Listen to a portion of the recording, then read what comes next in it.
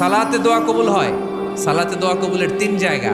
একটা হচ্ছে তাকবীরে তাহরিমার পরে আমরা সানা পড়ি না, আমরা তো একটা পড়ি, আল্লাহর হাবিব সুন্নাহ এবং নফল নামাজে আরো পড়তেন সানা, ওই দোয়া কবুল হয়। দুই নম্বর জায়গা সালাতে সেজদায় পড়ে দোয়া করলে কবুল হয়।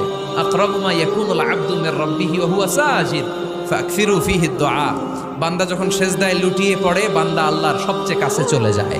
তা কিন্তু বিশ্বনবী বলে সেজদাটা তোমার রবের কুদরতি পায়ের উপরে পড়েছে। সেজদায় পড়ে দোয়া করেন। সালাম ফিরানোর আগে বিশ্বনবী দোয়া করতেন, লা ইউসাল্লিমান্না আহাদুকুম হাত্তা ইয়াতাআওয়াযা মিন আরবা'a। আল্লাহর হাবিব বললেন, চার জিনিস থেকে পানাহ না আছে আমার কোন উম্মত যেন সালাম না ফিরায়। তারা যেন পড়ে, আল্লাহুম্মা ইন্নী আউযু বিকা মিন আযাবিল কবর, আউযু বিকা মিন আযাবি জাহান্নাম, আউযু বিকা মিন ফিতনাতিল মাহইয়া ওয়াল মামাত, আউযু বিকা মিন ফিতনাতিল মাসিহিদ দাজ্জাল। আল্লাহ কবরের আযাব থেকে বাঁচাও, আল্লাহ জাহান্নামের আগুন থেকে বাঁচাও, আল্লাহ জীবন